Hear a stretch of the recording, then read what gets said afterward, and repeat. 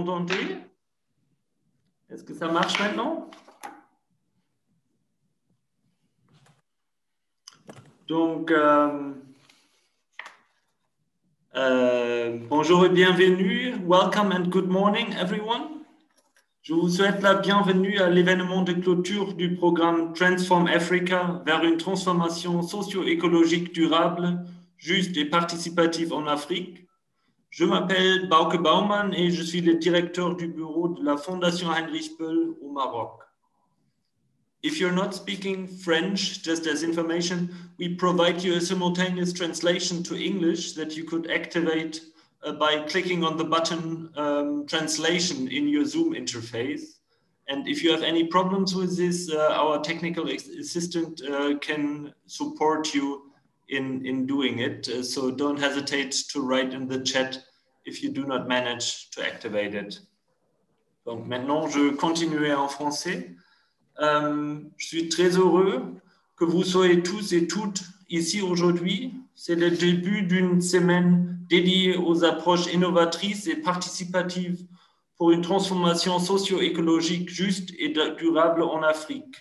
Une semaine pleine de débats, discussions, présentations des bonnes pratiques et recommandations politiques. Une semaine d'échanges et de réseautage entre les acteurs de la société civile, les experts et les décideurs politiques de différents pays africains.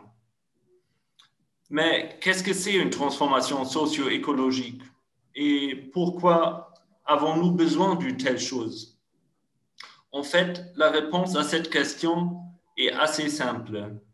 La façon dont nous vivons aujourd'hui, ici au Maroc, en Afrique, voire dans le monde entier, n'est pas durable et elle est injuste. Cela ne peut pas continuer comme ça. Le changement climatique et les sécheresses et conditions météorologiques extrêmes qui y sont associées nous le montrent. L'inégalité sociale croissante nous le montre. Et enfin, la crise économique mondiale déclenchée par le Covid-19 nous le montre. Il faut devenir plus durable, plus résilient. Donc, il faut transformer notre manière de produire les biens, de distribuer les ressources et de traiter l'environnement. Cette analyse n'est pas nouvelle, je l'admets. Néanmoins, la plupart des pays africains ne disposent toujours pas de stratégies appropriées pour réussir cette transformation d'une manière durable et juste. Certes, il existe déjà de nombreuses bonnes approches, par exemple ici au Maroc, un pays qui peut désormais produire plus de 30% de ses besoins en électricité à partir d'énergies renouvelables. Par contre, souvent ces processus de transformation manquent d'une approche holistique, manquent d'une réelle implication de la société civile et des citoyens et manquent d'une véritable réforme du modèle économique qui est responsable d'une grande partie des dommages causés à l'environnement. Afin de changer la situation et d'impliquer davantage les acteurs de la société civile dans le processus de la transformation écologique en Afrique, la Fondation Heinrich Böll a lancé le programme Transform Africa en 2017. Ce programme est une plateforme d'échange et du réseautage transnational et interdisciplinaire dédié aux experts et aux acteurs de la société civile africains travaillant sur divers sujets liés à l'écologie. À travers les activités de recherche, de sensibilisation et de plaidoyer qu'on a menées au cours des derniers 4 ans, nous visons à promouvoir et valoriser les bons exemples et recommandations pour la transformation dans le domaine de l'agroécologie, la transition énergétique, la gestion des déchets, le développement urbain participatif et la gouvernance des ressources naturelles.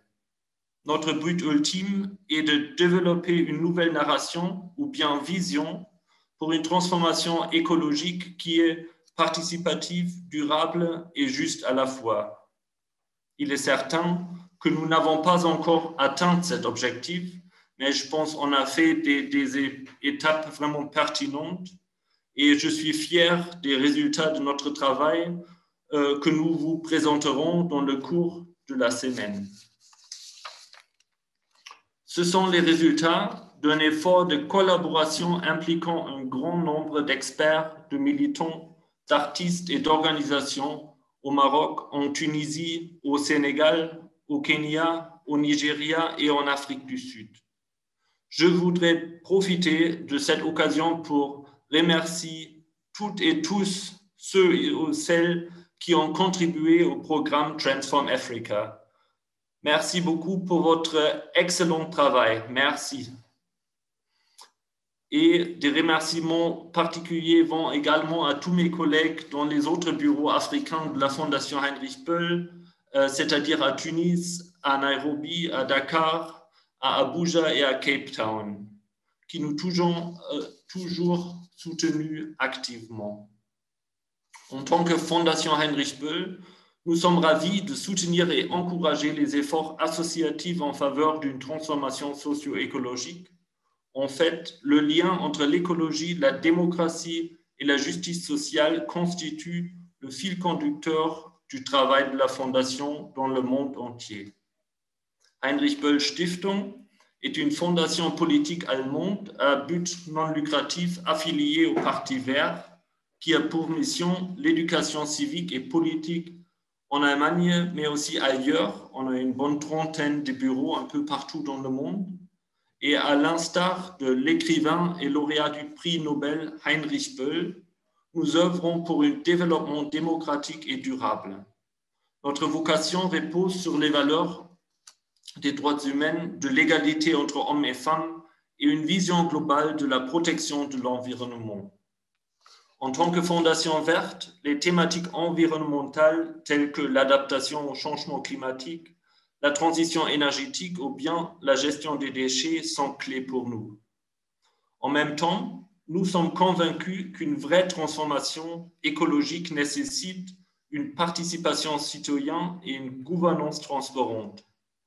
C'est la raison pour laquelle nous cherchons à croiser les perspectives écologiques avec celles de la justice sociale et celles de la participation politique, exactement comme dans le programme Transform Africa, dont mon collègue Soufiane Fares, qui est le responsable chef du projet, qui a coordonné toutes les activités au cours des derniers 4 ans, vous parlera davantage dans quelques instants. Je m'arrête maintenant. Je tiens à vous remercier beaucoup pour assister à l'événement de clôture et à nous suivre, et j'espère que vous apprécierez les différents événements de cette semaine.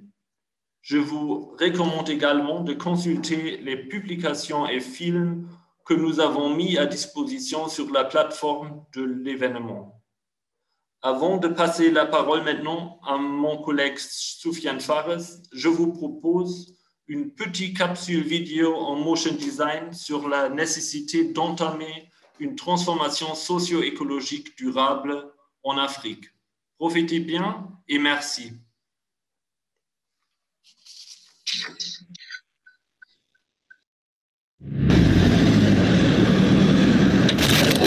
Pillage continu des ressources naturelles.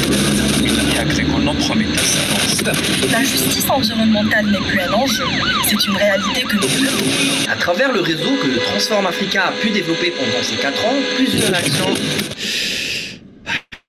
Ça te concerne aussi. Changement climatique, efficience énergétique, écologique, durable, biodégradable, des mots qui te font tellement peur que ça en devient fatal. Non, ça ne l'est pas. En vrai, on ne peut créer un impact transversal en changeant l'un des paramètres uniquement. Nous n'avons pas besoin de changer, nous avons besoin de nous transformer, en ajustant ensemble, à petite échelle, nos comportements en tant qu'individus, notre implication en tant que société civile et nos politiques publiques en tant qu'institutions. Agir ensemble pour une croissance intelligente, équitable, à la croisée du social, l'économique et l'écologique. Ceci est le moyen que nous propose la transition socio-écologique. La question environnementale remplace l'ascension sociale et économique par l'augmentation du bien-être humain. Dans cette configuration, la justice environnementale devient le revers de la justice sociale et économique, elles sont toutes les deux causes et conséquences. Dans la surproduction, la surconsommation des ressources et une croissance économique non durable, la cohésion sociale devient difficile à atteindre, notamment chez les populations au Maroc ou en Afrique. La transition sociale et économique ne peut être juste et entière que si elle est écologique.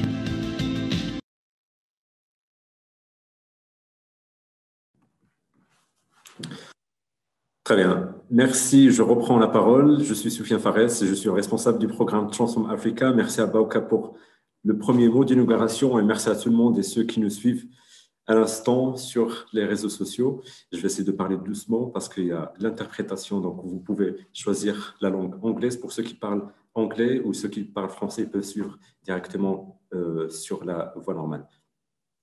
Je commence d'abord par un petit mot sur le programme. Mis à part ce qui a été déjà dit, je vais ajouter quelques éléments et vous donner un aperçu sur les 4 ans, sur les événements qui se sont déroulés pendant les 4 ans. Donc, il s'agit d'un programme qu'on a lancé en 2017 et un programme à travers lequel on a rassemblé un grand nombre d'acteurs et d'actrices de la société civile, des acteurs et experts académiciens, des artistes et des représentants des collectivités territoriales des 6 pays qui sont impliqués dans le programme. Donc, comme déjà dit, on parle de la Tunisie, du Sénégal, du Maroc, du Nigeria, du Kenya et de l'Afrique du Sud.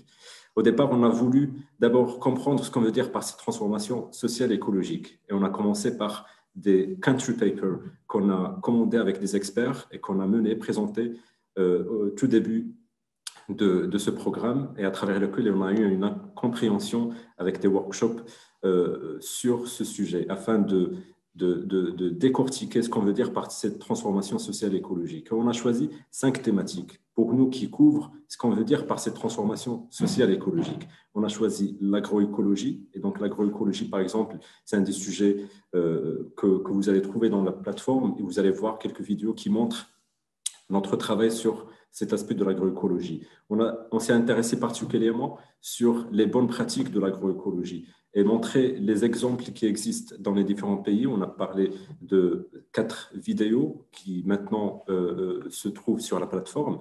Et l'idée en principe, c'était montrer la différence des récits des femmes qui travaillent dans l'agriculture et principalement sur les concepts de l'agroécologie et pour montrer la diversité des acteurs et comment ils font face au changement climatique et leurs méthodes d'adaptation. Ça, c'est un exemple concret qu'on a essayé de montrer et de développer par la suite en rapport qui se présentera dans le panel suivant. On a parlé d'un deuxième sujet qui est la gestion des déchets. La gestion des déchets, c'est un sujet qui reste un peu compliqué dans les pays africains. Il n'y a pas encore une bonne solution réussie, mais on a essayé d'identifier quelques acteurs qui proposent des recommandations concrètes. On a d'abord commencé par une enquête sur le terrain qu'on a effectuée en 2018 avec la fondation Surfrider au Maroc et on a présenté le résultat de ce travail à la commune d'Agadir par exemple. C'était la même chose avec le Sénégal. On a eu la contribution de M. Prof qui est Adam Tijani et qui a contribué avec son expertise sur le sujet, à savoir la situation de la gestion de déchets à Dakar. Bien sûr, tout ça, ça a été en collaboration avec nos bureaux africains et par la suite, après de longues réunions avec des acteurs de la société civile ainsi que ceux des communes, parce que pour ce sujet, il y a souvent les communes qui sont dans la première façade de la gestion des déchets, on a réfléchi à développer un rapport sur la gestion des déchets au Maroc et qu'on a nommé les 10 éléments pour réussir la gestion des déchets ménagers et assimilés au Maroc. Vous allez le voir par la suite dans le panel qui se déroulera le mercredi à 11h. Il y a trois autres thématiques. On parle des ressources naturelles, on parle des développements urbains, on parle d'efficacité énergétique. C'est des sujets pour nous qui couvrent ce qu'on veut dire par cette transformation sociale et écologique et qui vous montrent une vision assez large sur les différentes thématiques qui touchent à la fois à cette transition sociale et à la fois à la transition écologique. Ce qu'on a essayé de faire, c'est montrer l'exemple de la participation citoyenne, montrer l'exemple de l'approche participative dont on entend parler souvent, et surtout montrer l'exemple de l'approche qui est bottom-up, c'est-à-dire de commencer par du bas et en arriver en haut, surtout pour approcher les décideurs politiques et montrer qu'il existe des initiatives citoyennes qui pourraient être menées en haut et surtout prendre l'exemple de ces initiatives et les partager avec les autres acteurs impliqués dans cette transition sociale et écologique. Pour le nombre d'acteurs, on a eu vraiment un grand nombre d'acteurs qui ont été impliqués dans ce programme. Tout au long du programme, on parle de journalistes qui ont été formés, par exemple, avec l'organisation Climate Tracker. Et puis, on a eu la collaboration de Nexus, qui est un centre de recherche qui est basé à Berlin, qui nous a soutenus depuis le début de ce programme et qui présentera tout au long de cette semaine, le jour de jeudi après-midi, on présentera les recommandations de cette transformation sociale et comment la réussir pour qu'elle soit juste et durable en Afrique. Du coup, donc, ce travail, c'est vraiment une collaboration d'un réseau qu'on a établi de la société civile et qui a contribué à un débat et à travers lequel on essaie, même avec cet événement de clôture, on essaie toujours d'ouvrir le débat qui soit pluraliste, offrant des points d'entrée réalistes pour une transformation durable et juste des pays et sociétés africaines. Bien sûr, l'approche artistique est très importante pour nous, donc on a toujours impliqué l'approche artistique dans tous les projets, même si c'est des sujets qui semblent un peu sérieux, mais il y a toujours moyen d'ouvrir la porte pour les artistes et les impliquer dans ce genre de sujet, même s'il s'agit d'une transformation sociale et écologique. Par exemple, vous allez voir par la suite, durant la semaine, qu'on a développé une bande dessinée, par exemple, sur la gestion de l'eau et qu'on a utilisé pour sensibiliser les acteurs impliqués dans ce secteur de la gestion de l'eau au Maroc.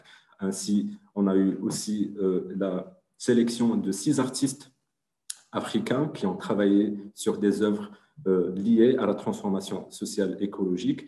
On parle de 2 artistes marocains, 2 artistes tunisiens et 2 du Nigeria. Et on va faire plus de promotion de leurs travaux un peu plus tard lors de la semaine.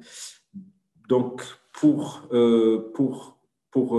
vous résumer la semaine qui va se dérouler pour la clôture de ce programme, aujourd'hui, on a pensé d'abord à commencer par un aperçu de ce programme et vous donner un peu le résumé de ce qui a été fait. Et on va se focaliser surtout sur les bonnes pratiques. On a parlé plusieurs fois des bonnes pratiques. Donc, ça serait le panel qui viendra par la suite à 11h. Et vous allez voir la diversité des bonnes pratiques qui existent dans tous les pays africains. Et on a essayé de prendre ceux qu'on a identifiés ou ceux qu'on a rencontrés ou ceux qu'on a soutenus en formant une publication qui va promouvoir toutes ces bonnes pratiques et qu'on présentera par la suite aux décideurs politiques des pays africains et européens.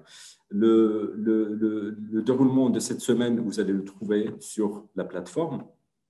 Et pour résumer, on va parler aujourd'hui lundi des bonnes pratiques. On va commencer des bonnes pratiques à 11h. Par la suite, l'après-midi, on va parler de l'agroécologie. Donc, ceux et celles qui s'intéressent au sujet de l'agroécologie, c'est l'occasion de nous rejoindre et de nous suivre. On va voir comment l'agroécologie peut se présenter comme un levier pour la sécurité alimentaire en Afrique. Et on aura un panel assez divers d'acteurs et d'actrices qui vont soit participer avec leur expérience ou présenter leur contribution.